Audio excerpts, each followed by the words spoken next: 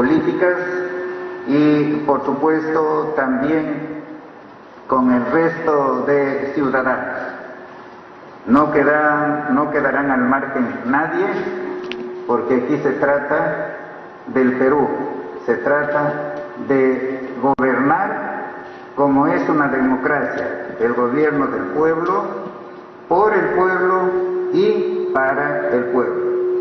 Y el pueblo somos todos los peruanos.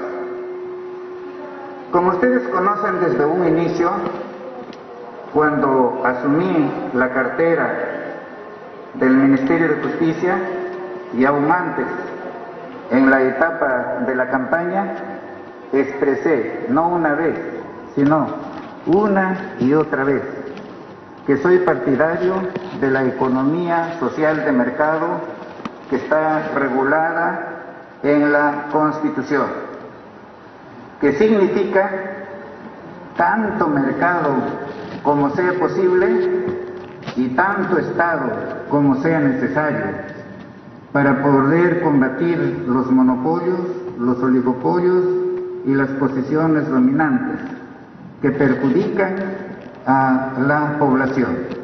De manera que quede bien claro, nuestra política es de libre mercado, libre iniciativa económica, libre empresa, pero con participación del Estado para controlar los monopolios, los oligopolios y las posiciones dominantes.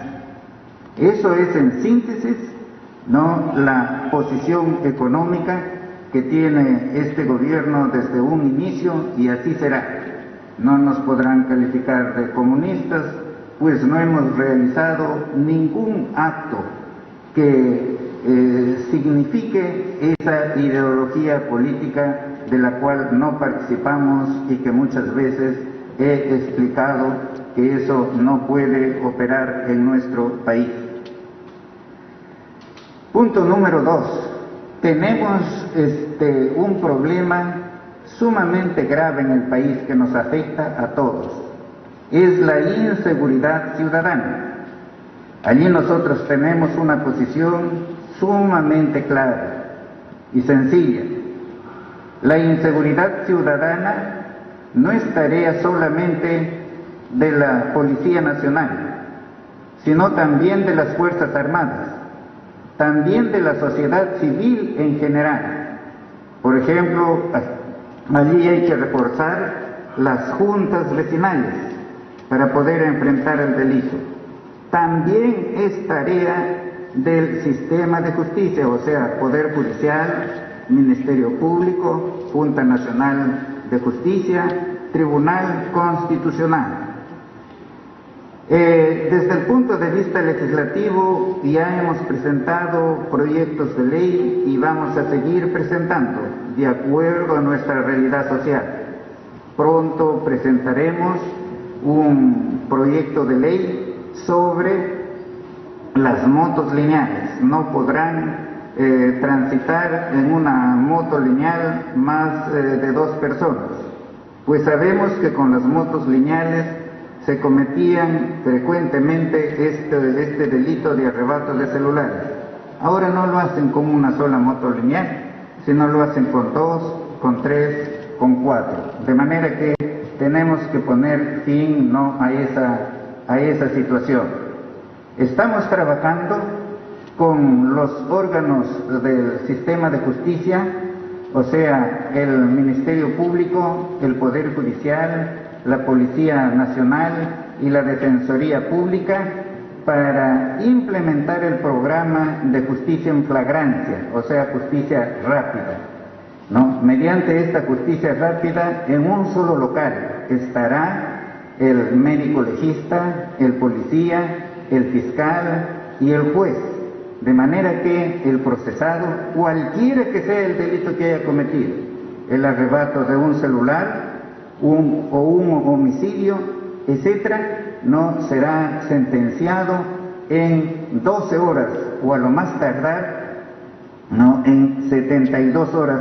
Eso sería lo máximo.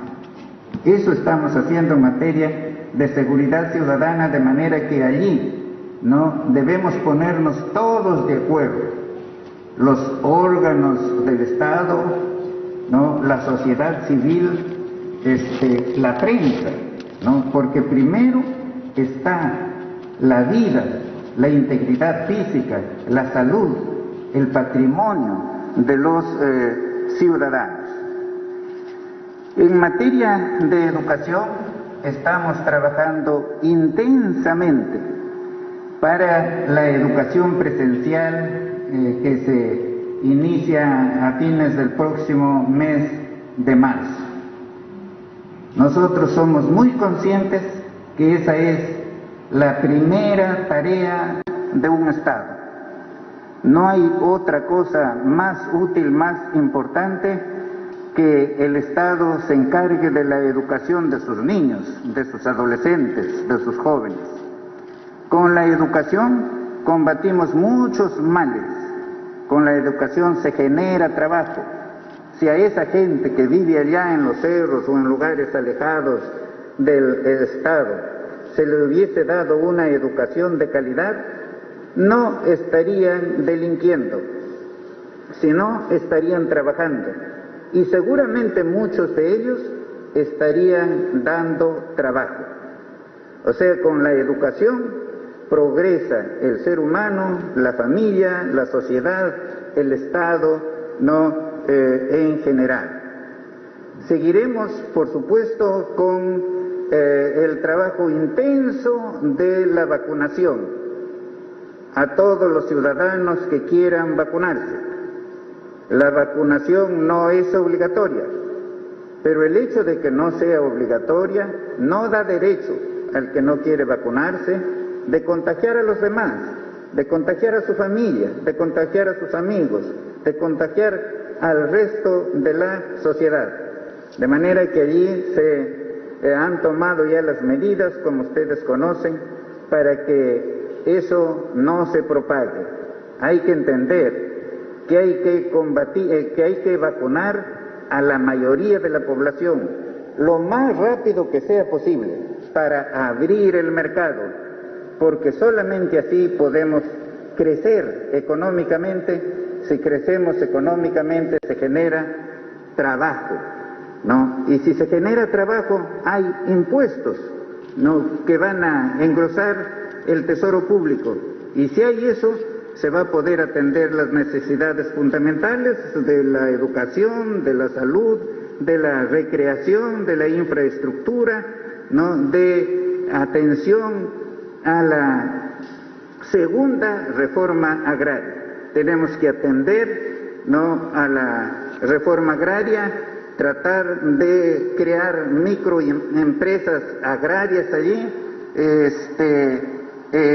la siembra y la cosecha de agua se tiene que incentivar, se tiene que facilitar la adquisición de los abonos para los sembríos, ¿no?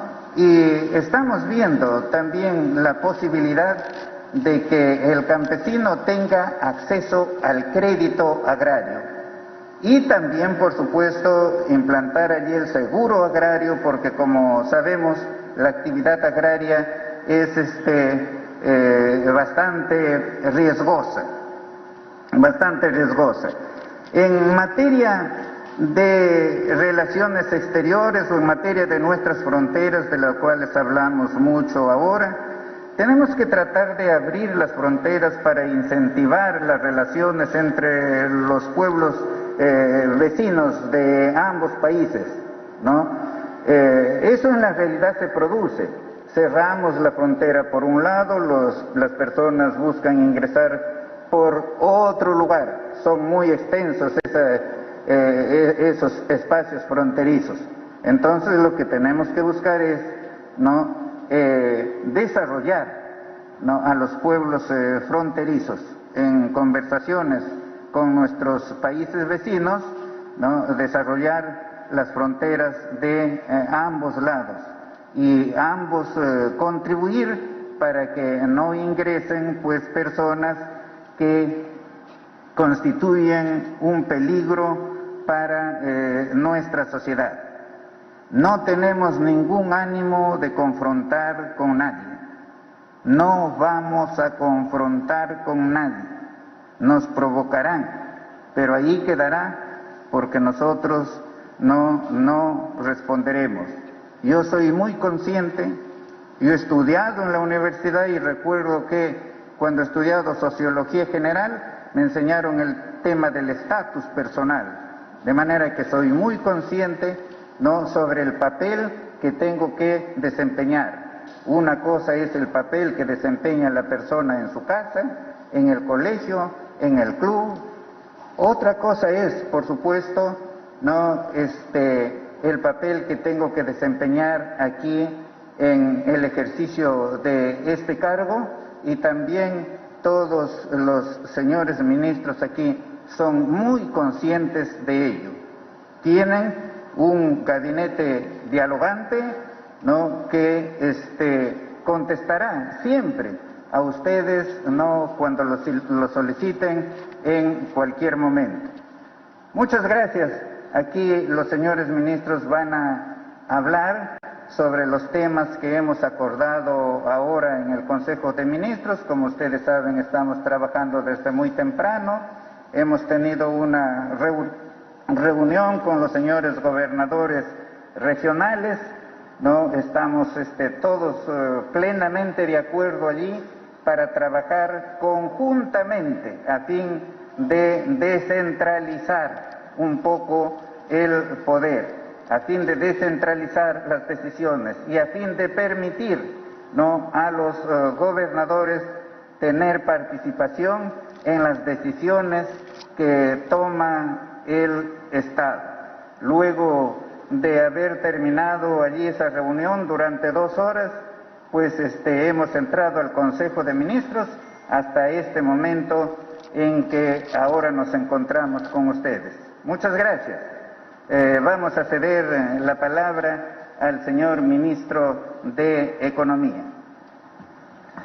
Muy buenas noches, señores periodistas. Para comentarles respecto a la autógrafa de la ley que precisa la ley 31173.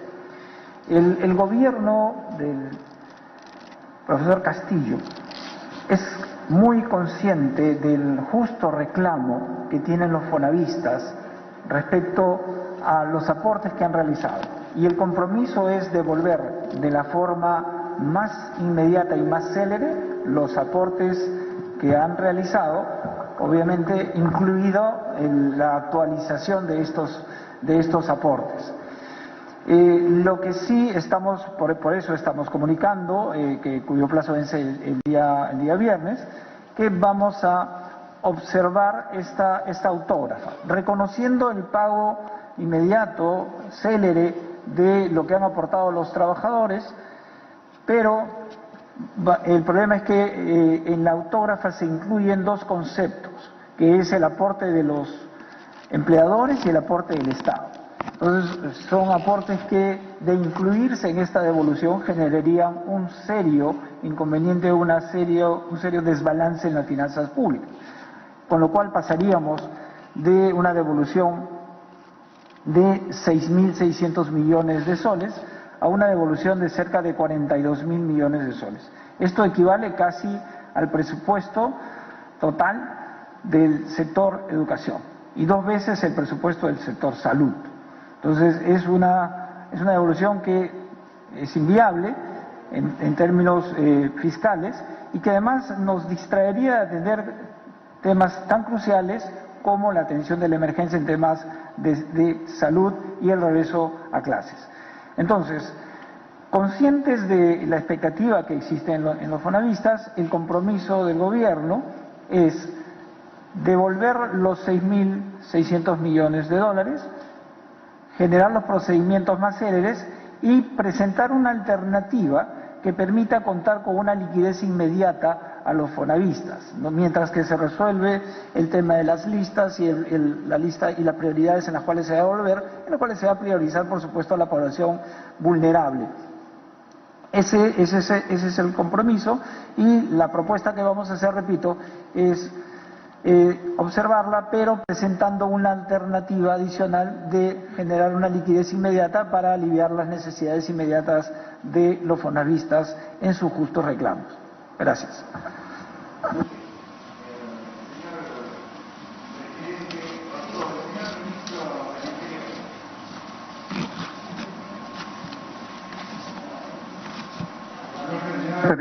Señores periodistas, el día de hoy se ha hecho una evaluación y se ha dado cuenta de la participación de la Fuerza Armada y la Policía Nacional en los operativos y las actividades que se vienen realizando durante el decreto de emergencia en Lima y Callao. La evaluación ha sido muy positiva con los resultados que se dan día a día en los diferentes servicios y operativos en la mañana, en la tarde y en la noche.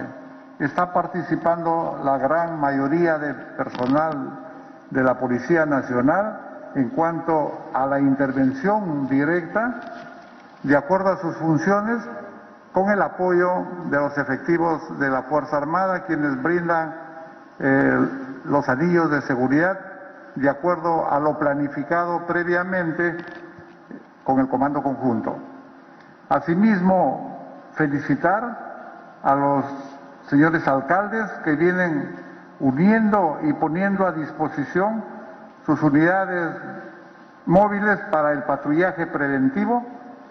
Juntamente lo van a realizar con la Policía Nacional en el eje de la prevención con el patrullaje preventivo disuasivo. Y algo más importante es que han puesto a su disposición sus centrales de emergencia de las cámaras de videovigilancia para un trabajo conjunto con la Policía Nacional. Gracias.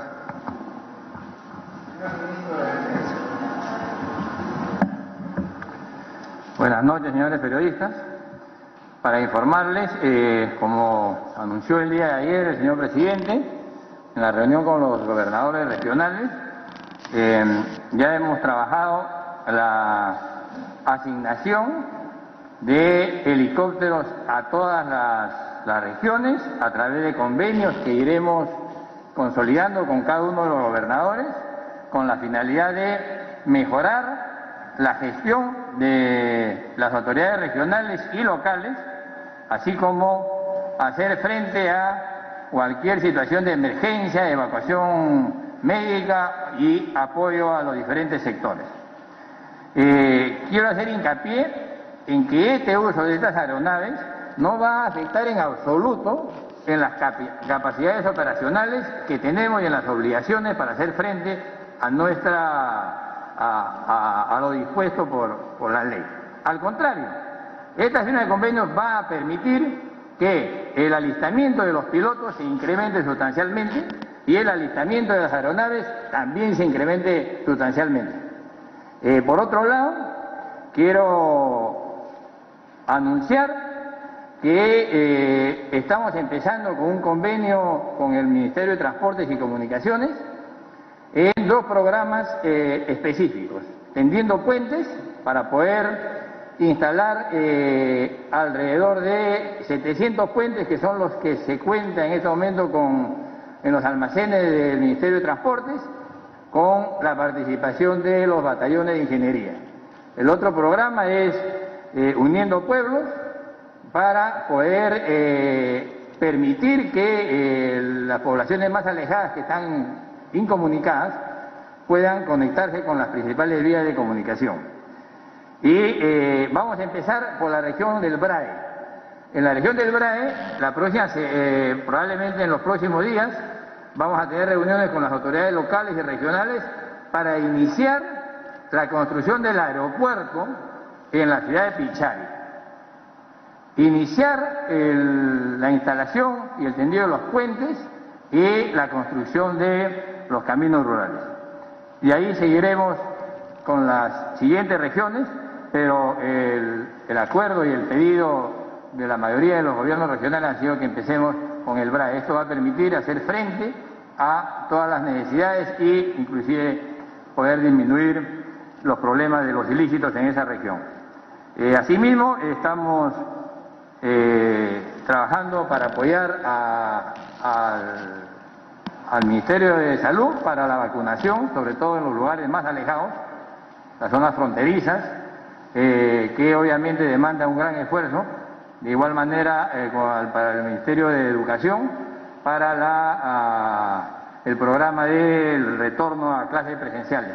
También principalmente en los lugares donde es difícil llegar y obviamente las Fuerzas Armadas tenemos la capacidad de poder apoyar logísticamente para dar solución a estos problemas. Muchas gracias.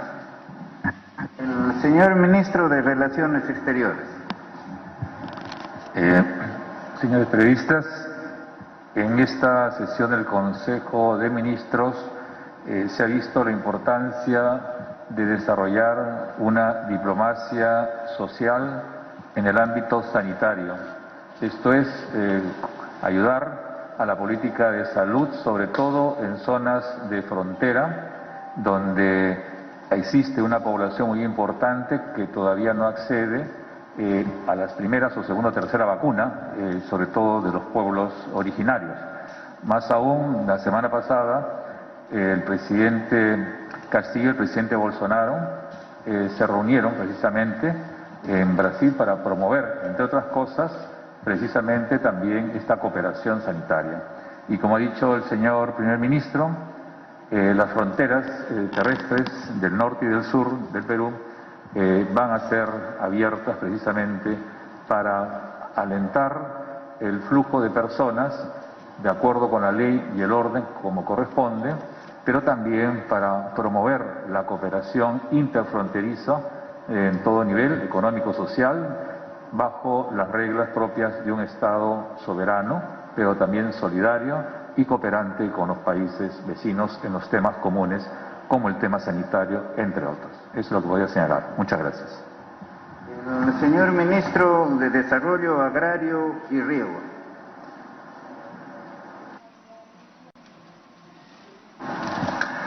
Bueno, buenas tardes, señores periodistas.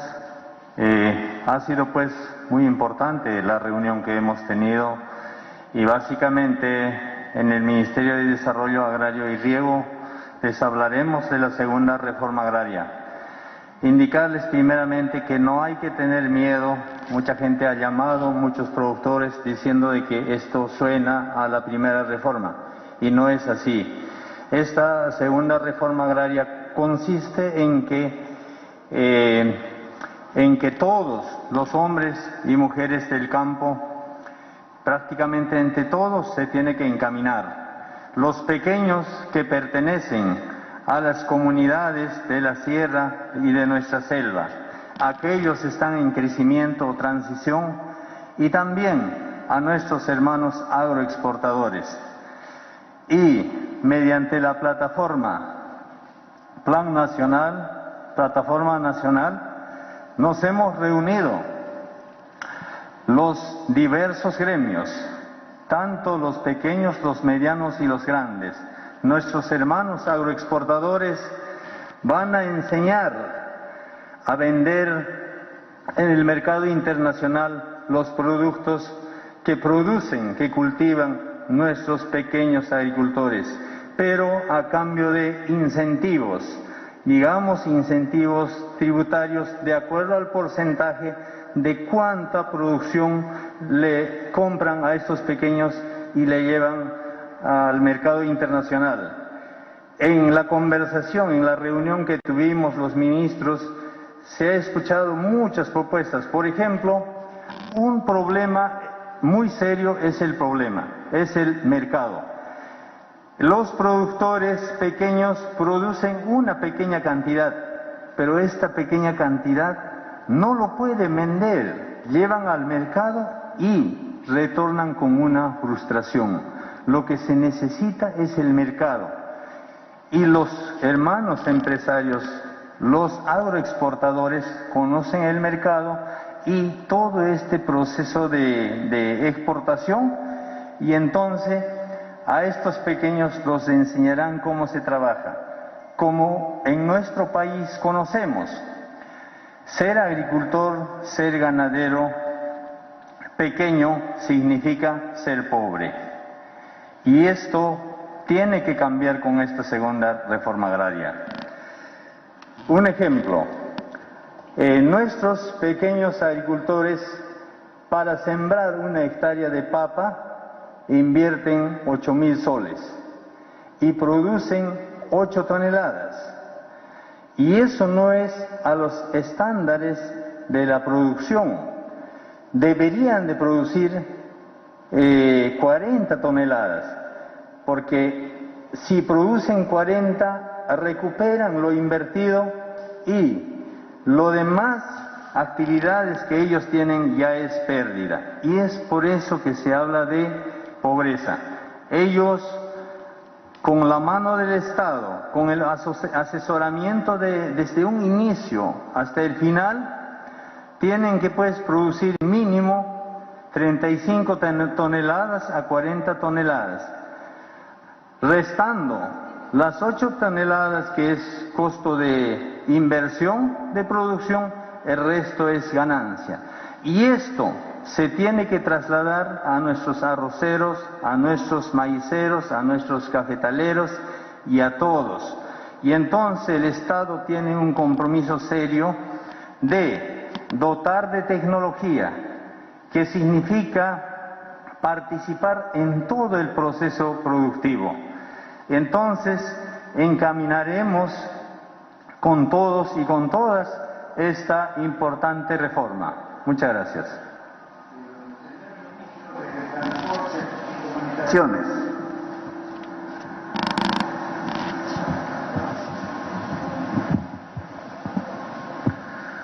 Buenas tardes, Premier, colegas, señores periodistas.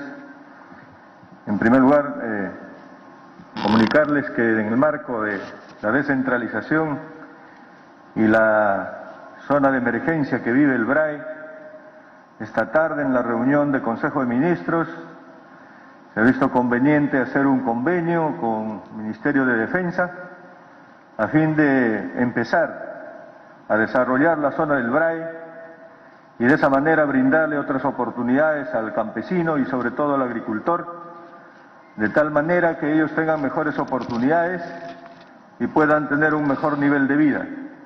En ese sentido, ratificar lo que dijo el ministro de Defensa es ver por el mejoramiento y sobre todo por la ampliación de la pista de aterrizaje del aeropuerto de Pichari, pero además también trabajar en la conexión de puentes terrestres de tal manera que pueda haber transitabilidad de las personas y sobre todo para dinamizar la economía del BRAE, pero también trabajar en lo que es carreteras de penetración de tal manera que puedan llegar a lugares más alejados y los más difíciles y sobre todo llegar a las zonas agrícolas y de producción de la zona del BRAE. De esa manera estaríamos empezando a darle un mejor nivel de vida y desarrollo al BRAE, que está por más de 40 años en emergencia. Gracias.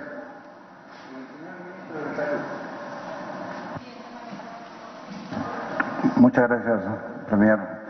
Un saludo a todos los periodistas.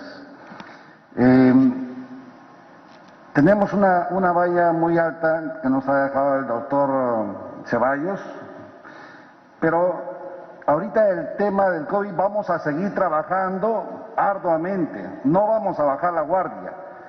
Ya prácticamente de los 32 millones programados de la población general, la primera dosis ya se ha abarcado un 80%, la segunda dosis tiene un 70% y con la tercera dosis se ha llegado a un 26%. Si bien es cierto, en este mes hemos llegado a casos del COVID no incrementado, prácticamente en la segunda semana hemos llegado a tener 341.000 casos, pero ha ido bajando a 200.000, la siguiente semana 75.000 y ahora prácticamente en la última semana estamos con alrededor de 5.000 casos del COVID-19 en la variedad de Omicron. Entonces, pero todos estos casos que prácticamente les ha dado esta variedad son por lo general las personas que no se han vacunado, no se han vacunado. Entonces, a través de los medios de prensa, aprovecho la oportunidad, por favor, a vacunarse. Ahora ya estamos entrando también en la etapa para las clases presenciales. Prácticamente los niños de 5 a 9 años hemos llegado a coberturar el 20.6%. Y vamos a entrar en un trabajo intensivo para poder lograr la meta y que nuestros niños puedan ser vacunados en su totalidad. Pero ahora, señores periodistas, el tema del COVID, que durante toda esta pandemia, casi estos 2 años, el COVID no lo es todo. Entonces, yo soy médico que he trabajado en puestos de salud, centro de salud, hospital, allá en toda la selva del Chanchamayo. Tengo 23 años como médico y me gusta el trabajo preventivo promocional. Y le vamos a dar el enfoque preventivo promocional al primer nivel, porque prácticamente el 75-80% de toda la población del Perú se ven en los puestos y centros de salud. Gran error en el primer año del COVID. ¿Por qué? Porque se fortalecieron solamente los hospitales. Debimos fortalecer el primer nivel. Y eso es lo que vamos a hacer en estos momentos, empezar a trabajar. Voy a convocar a los diferentes directores regionales de salud de todo el Perú para que nos traigan el diagnóstico situacional en cuanto a infraestructura, equipamiento, recursos humanos y otros. Entonces, para poder tener todo un panorama y empezar a trabajar. Señores periodistas, el tema de la tuberculosis no ha cambiado, más bien se ha incrementado. Tenemos que trabajar en los bolsones de los casos de tuberculosis. El tema de embarazo en adolescentes también se ha incrementado. Tenemos el problema de cáncer del cuello uterino, de cáncer de la próstata, de cáncer del estómago. Tenemos diferentes enfermedades que no han desaparecido con el COVID, más por el contrario, se han visto abandonados. Nuestros pacientes, prácticamente con esto del tema del COVID, no son atendidos en los establecimientos de salud. Tenemos pacientes que adolecen su problema de cálculo de la vesícula y están durante meses y meses esperando ser operados. Entonces, yo creo que es hora de darle otro enfoque al tema de salud y ver que toda esta población sea atendida. Entonces, también estamos tocando el tema hoy día para poder destrabar todos esos hospitales, establecimientos de salud que están en arbitraje. Les doy un caso, por ejemplo, el Antonio Lorena, que han pasado, creo, 3 gobiernos y todavía no está entrando en funcionamiento total. El caso del hospital de Pichanaki, de la Selva Central, está también en ese mismo camino. El tema del hospital del Carmen de Huancayo. Y ahorita cuando voy a tener reunión con todos los directores regionales de salud a nivel nacional, entonces vamos a identificar los diferentes establecimientos de salud que están en problemas de arbitraje.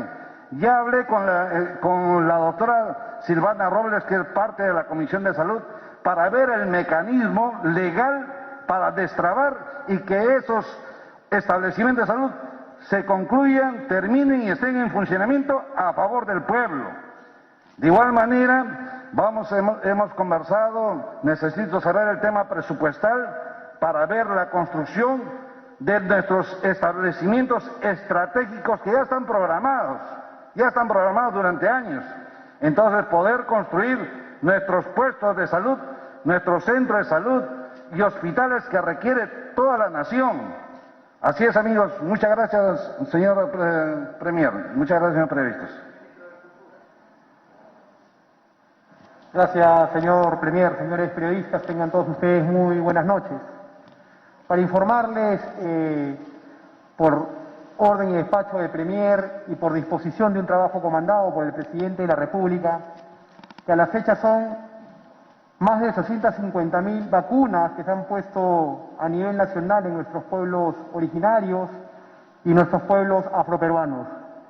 Es disposición del Presidente de la República que ningún niño, que ninguna niña de los pueblos más alejados de nuestro país se quede sin vacuna. Esto no es suficiente, seguimos trabajando, pero es un gran logro. Y para ello hemos trabajado en coordinación con el Ministerio de Salud, con el Viceministerio de Interculturalidad, en el sentido de que las 44 lenguas originarias que tiene nuestro país puedan ser trasladadas a través de diversos profesionales y seguir llevando la concientización que corresponde para que estas 850.000 vacunas sigan creciendo, porque esa es una disposición del presidente de la República y es algo a lo cual ha puesto mucho énfasis. Hay que llegar a los extremos más recónditos de nuestro querido Perú. Por otro punto, señor primer ministro, hemos presentado al Congreso de la República el proyecto de ley mediante el cual se cambia el nombre del Ministerio de Cultura por Ministerio de las Culturas.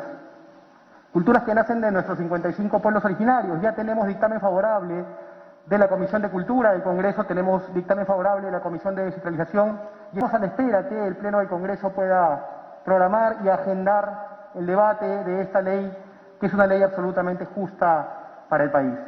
Muchas gracias, señor primer ministro. El señor ministro de la Producción, por favor. Buenas noches, señores periodistas.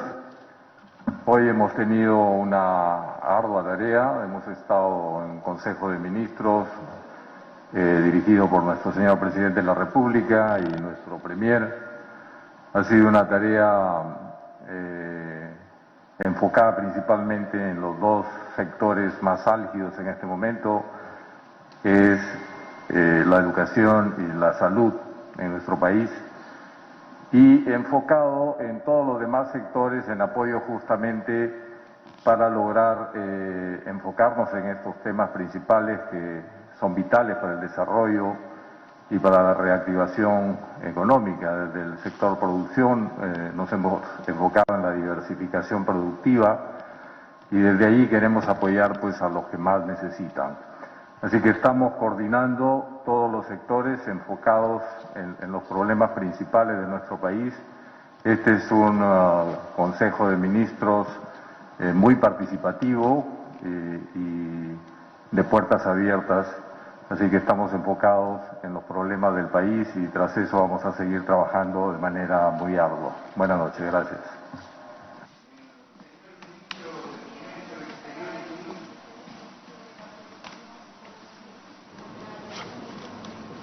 Aló. Ciertamente, muy buenas tardes, señores periodistas.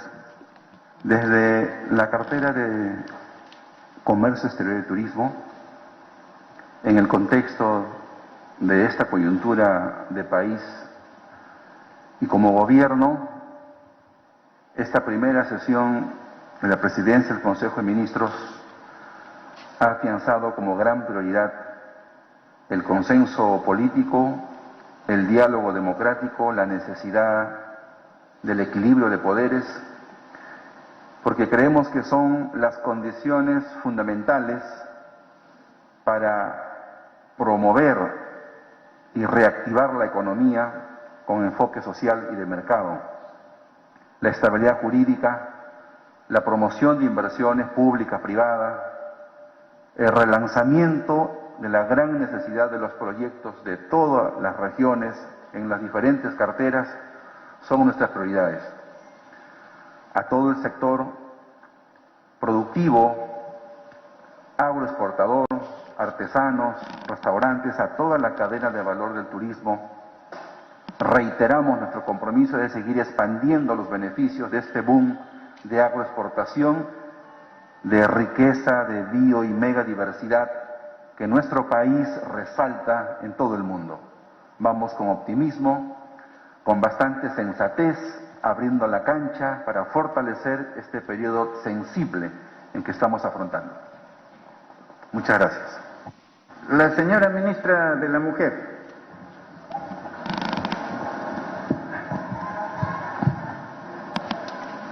Buenas noches, gracias, Premier. Soy de quienes hemos inaugurado en la sesión del gabinete hoy día, decirle que recogiendo las expectativas del señor presidente de la reunión con los gobiernos regionales le expresamos a todo el gabinete que íbamos a retomar la estrategia Gobernando Juntas para favorecer a las alcaldesas del Bicentenario, que son alcaldesas que terminan su gestión este año y que han trabajado arduamente en estos años para presentar sus proyectos de inversión y que estamos pidiendo, como se ha venido haciendo, ¿no?, desde la sociedad civil en diciembre, pero ahora desde el Estado al MEF y a la PCM, de priorizar los proyectos de inversión de las alcaldesas del Bicentenario. Igual he participado en todos los puntos de la reunión hoy y también con apertura llamando a la sensibilización de que todas las dificultades, problemas que tenemos en el país nos afectan de manera diferenciada a hombres, a mujeres, y que y he recibido recepción de parte del gabinete. Ya próximamente presentaremos al Premier y al Presidente cuáles son las prioridades del Ministerio de la Mujer y Poblaciones Vulnerables. Gracias. Señor Ministro de Vivienda, Construcción y Saneamiento. Muchas gracias, señor Premier. Señores de la prensa, buenas noches. Respecto a los temas tratados el día de hoy en la reunión de Consejo de Ministros, esencialmente a la problemática que se viene tratando en el BRAE. Los proyectos de inversión por parte del Ministerio se están trabajando, coordinando con las autoridades regionales, locales también. Como parte de la política de gobierno de nuestro presidente era agilizar el trámite de lo que son trabajos de expediente técnico para luego hacer los trabajos del financiamiento de los mismos, por ende la ejecución. Lo que siempre coordinamos con nuestras autoridades es que la calidad de gasto de estos trabajos que se tiene que realizar tiene que ser de la mejor manera. Tenemos cerca de 6.000 millones de soles en proyectos paralizados que nos preocupan a sobremanera, pero esto es debido a que muchas veces cuando se hace el traslado de las unidades ejecutoras a los gobiernos regionales y locales, el problema es que la administración de estos se lleva de mala manera, por ende, obras paralizadas. El trabajo del Ministerio de Vivienda es hacer el seguimiento conjuntamente con estas autoridades para que la inversión llegue de buena manera a ese Perú profundo por el cual estamos trabajando. Eso es todo lo que tengo que informar, señor Primer Ministro. Muchas gracias. Gracias. El señor Ministro del Ambiente.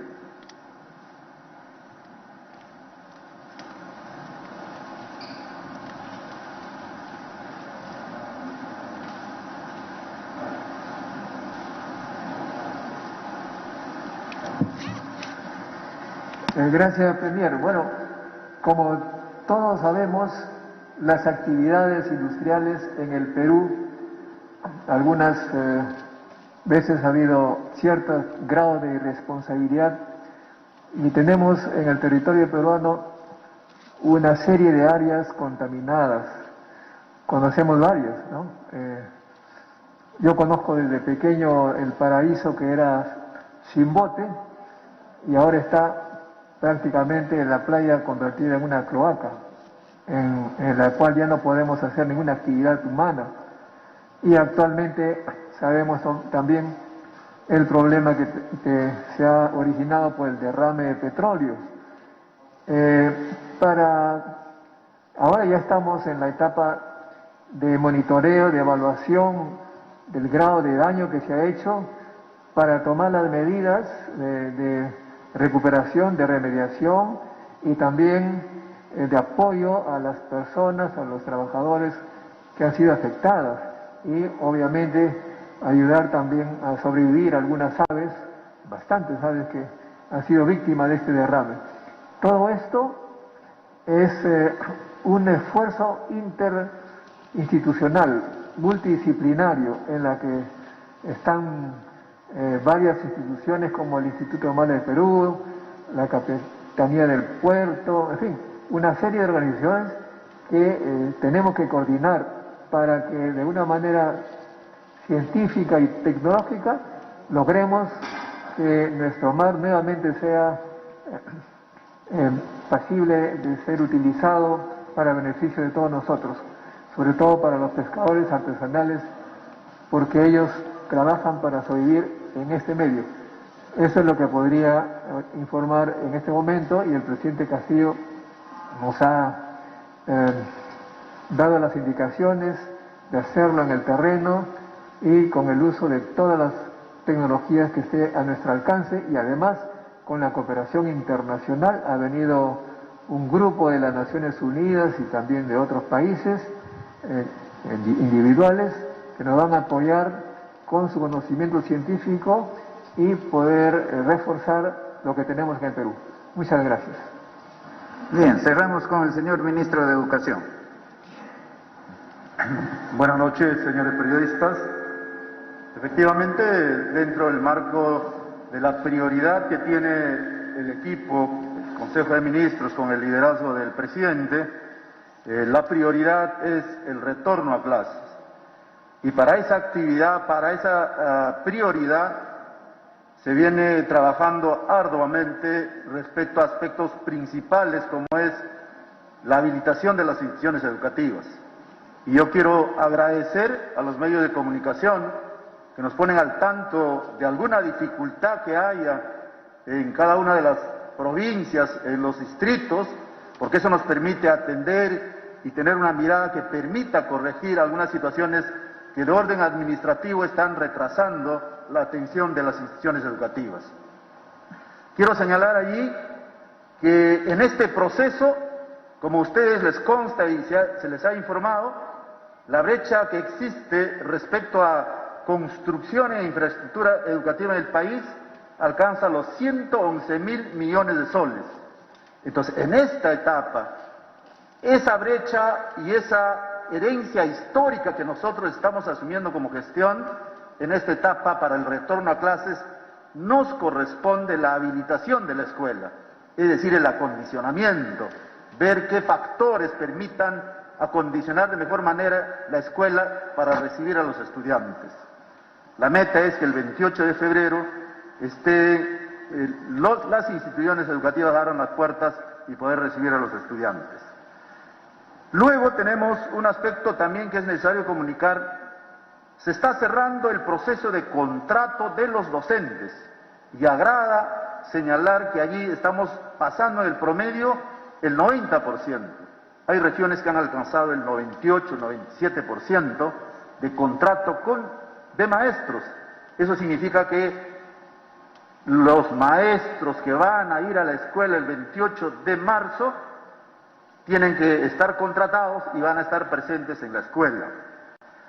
Por otro lado, también debo informar, y aquí una noticia buena, es que nosotros hemos retomado el trabajo con Proinversión y ahí tenemos ya la definición de construcción de 3 COAR, Pasco, Huancavelica y Cusco. Este proyecto comprende diseño, financiamiento, construcción e implementación de infraestructura educativa y adicionalmente la operación por 20 años. Viene una segunda etapa para seguir atendiendo con Proinversión también otros COAR. Y así estamos en esa preocupación de destrabar algunos aspectos que en las regiones hemos encontrado respecto a construcción de infraestructura educativa. Allí estamos tratando de que PRONIET tenga que ser más flexible y atender mucho más rápido. Hemos encontrado en esa dimensión y creo que en los próximos días debemos estar solucionando varios temas que hemos conversado el día de ayer con los gobernadores regionales y que nos permite identificar dónde hay que actuar de mejor manera, teniendo en cuenta que hay que terminar también algunas obras que tienen un saldo de balance para su culminación. Y ese tema tiene que ser atendido de mejor manera y lo más rápido posible.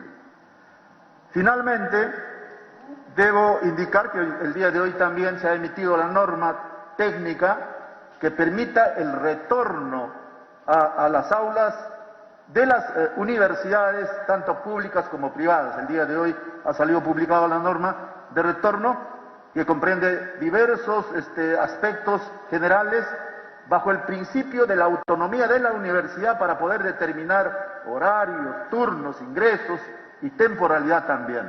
Eso es en grandes rasgos lo que yo puedo señalar. Y adicionalmente el día de hoy el equipo ha discutido, ha conversado, ha dialogado el tema del dictamen aprobado en el Congreso, pero que en todo caso nos ha permitido tener una discusión muy rica respecto a este tema y que nos ha permitido tener una mirada más holística, una mirada en visión prospectiva de lo que queremos efectivamente con la educación en el país, y eso nos va a permitir comunicarnos mucho más o convocar a los actores a efectos de tener una mirada, reitero, mucho más con visión prospectiva respecto a lo que queremos nosotros como la gran reforma educativa que necesita el país. Bien, hemos concluido las exposiciones, pasamos a la estación de preguntas. Protocolo va a indicar la modalidad.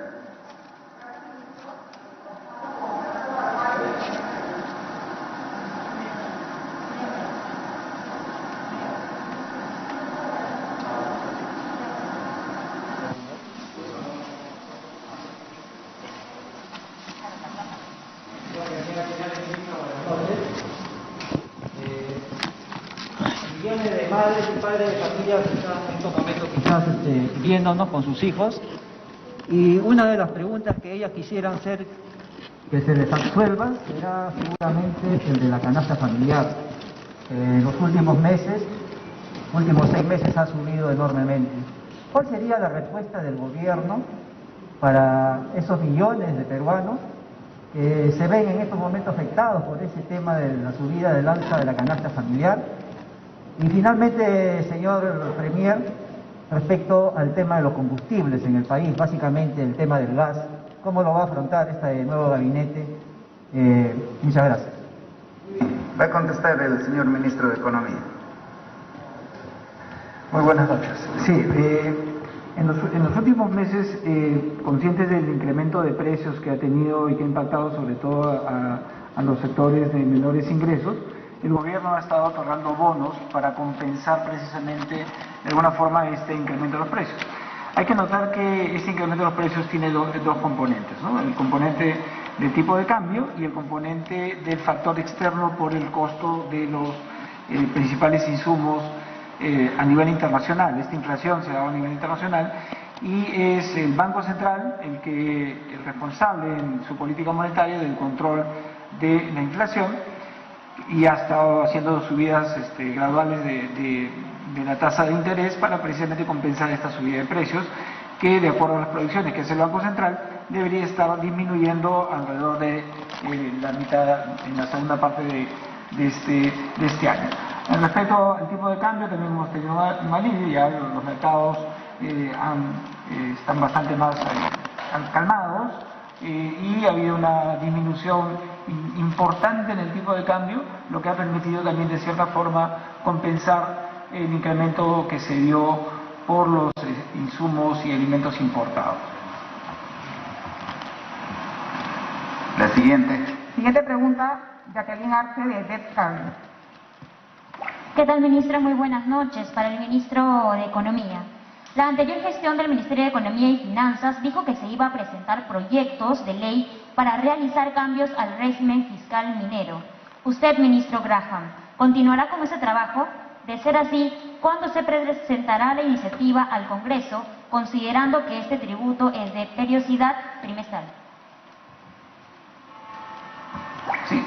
El pedido de delegación de facultades que fue denegado por parte del Congreso sobre estos temas, el compromiso es trabajar de manera articulada y consensuada con una propuesta. En este momento seguimos con la evaluación y no podría dar una fecha en la cual vamos a presentar una propuesta que será discutida definitivamente con el Congreso. Siguiente pregunta, Annelies Martínez de RTP. Muy buenas noches, ministro. Para el ministro de Educación, Rosendo Serna, usted mencionó que la infraestructura educativa es una brecha muy grande de atención. El 70% de instituciones educativas se encuentra de regular a mal y un 40% incluso requiere sustitución total.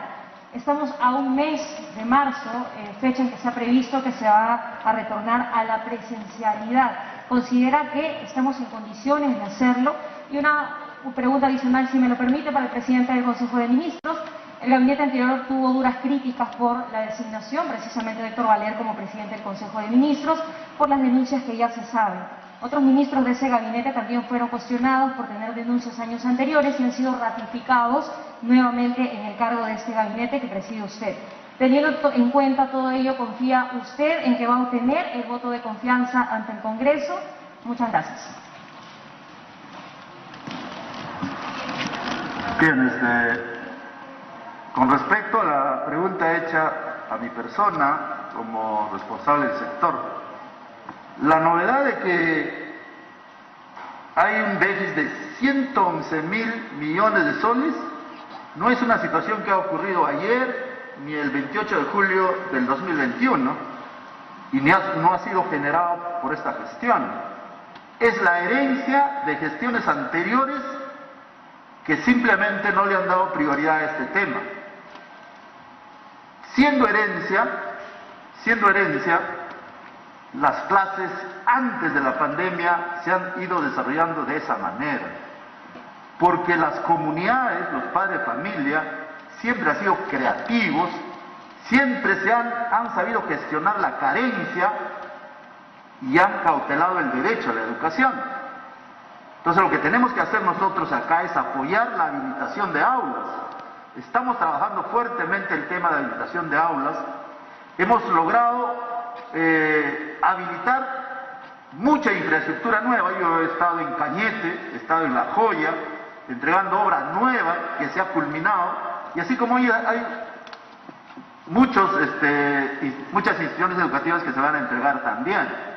Entonces el hecho de que muchas personas, muchos opinólogos y muchos políticos también ahora aprecian y se dan cuenta de esa brecha grande que hay por infraestructura, a mí me parece bien, porque están tomando conciencia de que hay la necesidad de trabajar ese tema.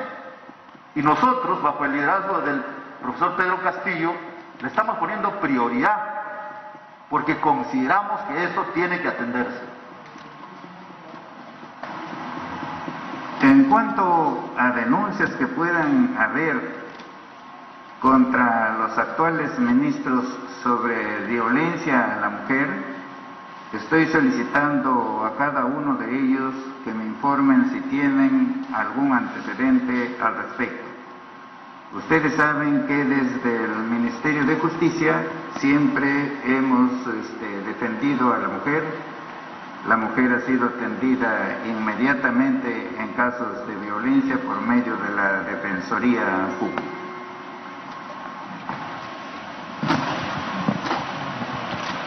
Última pregunta a cargo de Katia Gutiérrez de Canal N. Ministro Torres, ¿cómo está? Buenas noches.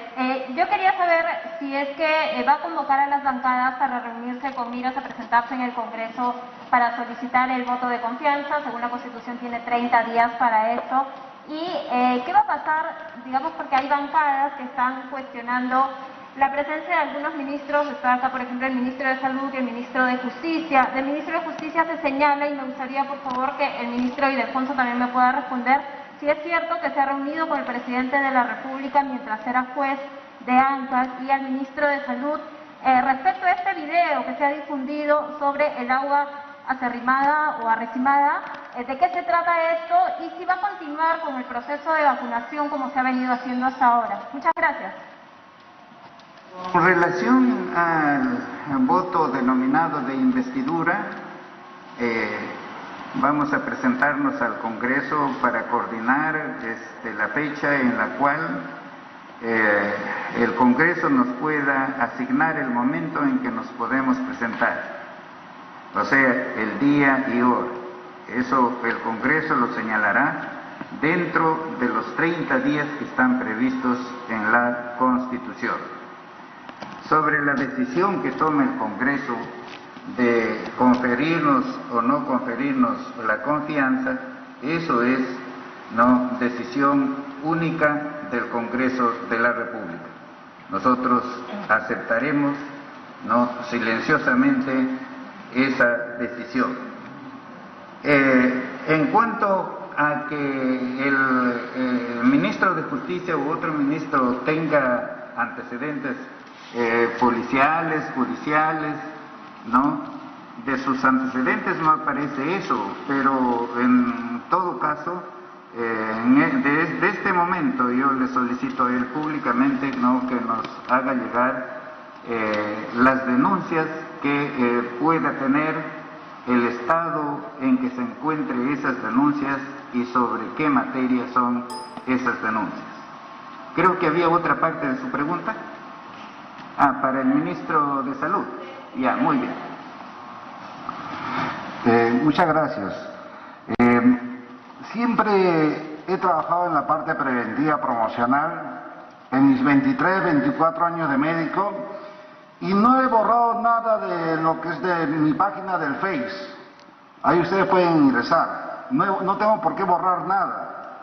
Y una de ellas, de repente, he hecho diferentes publicaciones sobre hepatitis, sobre el uso del pulsoxímetro y así sobre el COVID, sobre lo que es la vacunación y diferentes videos para poder educar a la población.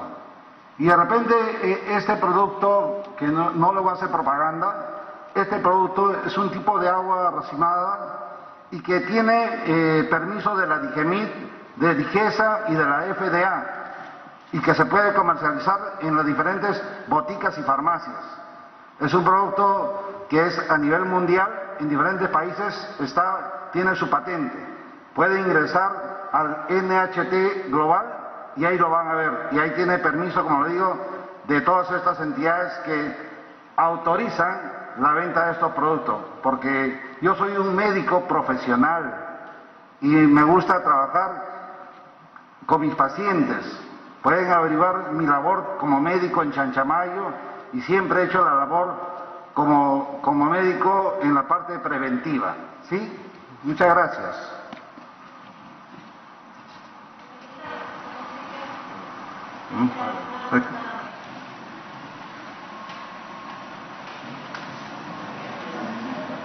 Le había hecho una consulta al ministro de Justicia también, por una investigación que tiene en la OMA a propósito, o cuando era juez de ANCAS.